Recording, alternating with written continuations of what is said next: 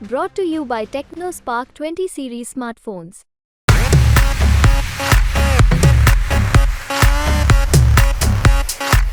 One man army की तरह 365 दिन वो अपना एक्टिव रहते हैं। निर्दलीय जीते भी हैं पहले। पूर्णिया तो उनके लिए कोई सीट नहीं। 2 साल से ये सही है कि 2 साल से कुछ अधिक तवज्जो दे रहे थे पूर्णिया को। बीमा भारती का खेल तो बिगाड़ ही दिया है। भरसक बीमा भारती को सपोर्ट किया राजद ने, कैंडिडेट बनाया, जदी छोड़ कर आई।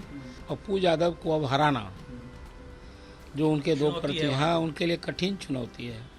वो जीतेंगे ही नहीं। नमस्कार, बिहार तक देख रहे हैं आप। मैं हूं आपके साथ अनिकेत कुमार। देखिए, लोकसभा चुनाव को लेकर बिहार की लगभग 40 सीट जो है वो अपने आप में एक हॉट सीट बनी हुई है, लेकिन इन सब में पूर्णिया की सीट जो है उसकी चर्चा पूरे देश भर में हो रही है। वजह है कि वहां से चुनावी मैदान में निर्दलीय उम्मीदवार के तौर पर पप्पू यादव है। ऐसे में सवाल उठ रहा है कि वहां से जेडीयू जीत दर्ज करेगी या फिर राजद, या फिर जेडीयू और राजद दोनों को गच्चा देते हुए पप्पू यादव निर्दलीय चुनाव जीत जाएंगे। तमाम तरीके के सर्वे आ रहे हैं। हमारे साथ वरिष्ठ पत्रकार अरुण पांडे सर हैं और अरुण पांडे सर की पूर्णिया सीट पर काफी पैनी नजर है और काफी उस सीट को लेकर के रिसर्च भी कर रहे हैं और वहां का जो राजनीतिक माहौल है, हवा का जो रुख है, लोग किधर जा सकते हैं, उसको भी ये काफी करीब से भांप रहे हैं। हम इनसे बातचीत करेंगे, चूंकि कुछ दिनों बाद वहां पर चुनाव है, लेकिन वहां के जंग में बाजी कौन मार सकता है ये हम अरुण पांडे सर से आज जानेंगे।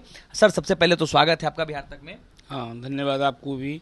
सर, पूर्णिया सीट क्या लगता है, कौन बाजी मारेगा? देखिए, आपने जो भूमिका में इतनी सारी बात की कि अभी तो मतदान बाकी है, अभी रिजल्ट भी आपने कह दिया।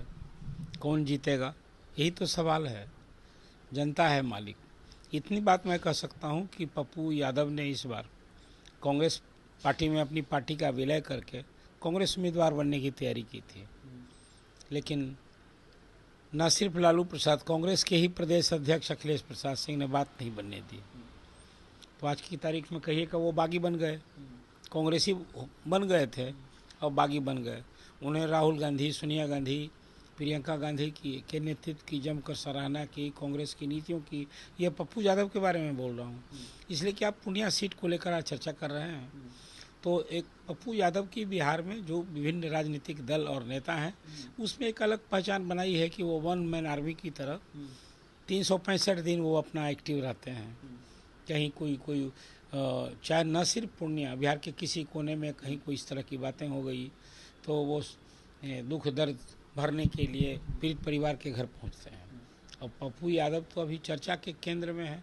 मैं ये कह सकता हूं कि अभी पप्पू यादव ने अपने दोनों जो उनके प्रतिद्वंदी हैं, राजद की बीमा भारती और सिटिंग एमपी संतोष कुशवाहा को फिलहाल प्रचार में, माहौल में, चर्चा में पीछे तो छोड़ दिया है। मतलब निर्दलीय चुनाव जीत सकते हैं पप्पू यादव पूर्णिया से? कौन इनकार करेगा। ये निर्दलीय जीते भी हैं पहले। पूर्णिया तो उनके लिए कोई सीट नहीं।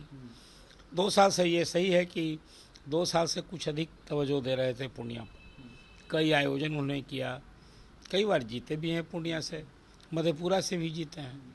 और लालू जी उनको मधेपुरा जाने को कहते तो तैयार नहीं हुए, लड़ रहे हैं। इसलिए मैं यही कह रहा हूँ आपकी कि ये तो बिल्कुल बीमा भारती का खेल तो बिगाड़ ही दिया है। भरसक बीमा भारती को सपोर्ट किया राजद ने, कैंडिडेट बनाया, जदी छोड़ कर आई। तो पप्पू यादव का खेल बिगाड़ने की कोशिश हुई और उसमें अखिलेश प्रसाद सिंह का भी साथ मिला। आपने देखा कि दिल्ली कांग्रेस मुख्यालय में पप्पू यादव ने ज्वाइन किया था। वहाँ उसी इलाके से आते हैं शकील अहमद, जो कांग्रेस विधायक दल के नेता हैं, वो साथ थे और अखिलेश सिंह नहीं गए थे। अखिलेश सिंह की नाराज़गी रही। अखिलेश सिंह को आपत्ति थी, उनको लगा कि पप्पू यादव ने मेरी अनदेखी की, इग्नोर की। और देखिए, रंजीता रंजन उनकी धर्मपत्नी कांग्रेस की एमपी है, राज्यसभा की मेंबर। तो कुल मिला जुला कर और बिहार कांग्रेस में पप्पू यादव का अवतार तो दूसरे दल के नेता को तो अपने अस्तित्व और भविष्य पर संकट दिख रहा है। तो कांग्रेस के अंदर इस तरह का, लेकिन वहाँ के जो कांग्रेस जन हैं, जो उन्हें सूचना मिल रही है कि सब लोग वो पप्पू यादव के लिए काम कर रहे हैं। मतलब पूर्णिया कांग्रेस के जो लोग? हाँ, पूर्णिया में।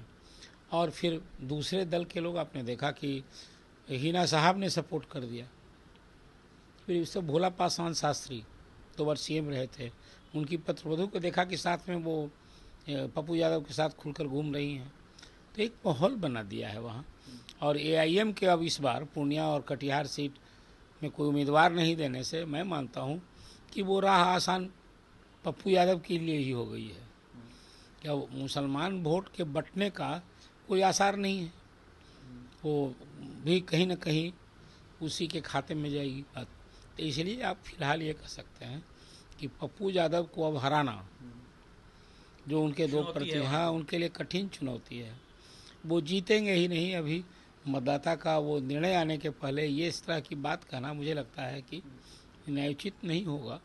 लेकिन पप्पू यादव के जो दो प्रतिद्वंदी हैं उसमें कौन होगा दूसरा, कौन होगा तीसरा, फिलहाल तो पप्पू यादव चर्चा में, मतलब रेस में पप्पू यादव आगे दिख रहे हैं। चलिए, तो देखिए पूर्णिया सीट को लेकर के चर्चा चल रही थी और वरिष्ठ पत्रकार अरुण पांडे सर ने बताया है कि वहां पर कई दलों के नेता जो हैं वो पप्पू यादव को सपोर्ट कर रहे हैं। और फिलहाल देखिए रिजल्ट आने पर जनता मालिक है, जनता वोट करेगी। रिजल्ट जो है वो 4 जून को ही क्लियर हो पाएगा। लेकिन फिलहाल जो चर्चाओं का बाजार है, जो रेस है, उस रेस में चर्चाओं में पप्पू यादव बाकी दोनों प्रत्याशियों को पछाड़ते हुए आगे निकल रहे हैं।